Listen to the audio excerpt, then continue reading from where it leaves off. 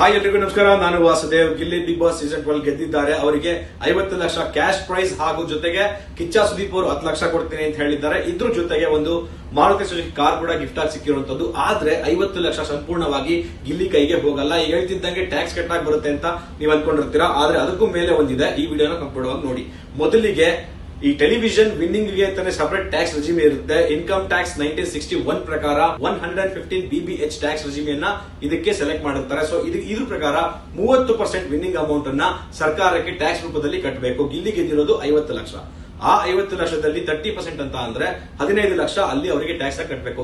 ಇದರ ಮೇಲೆ 4% health and education cess ಅಂತ ಹಾಕ್ತಾರೆ. ಸೊ ಇದನ್ನು ಕೂಡ ಕಟ್ಟಬೇಕು. ಅಲ್ಲಿಗೆ 60,000 ಆಗುತ್ತೆ. 15 ಲಕ್ಷಕ್ಕೆ 60,000.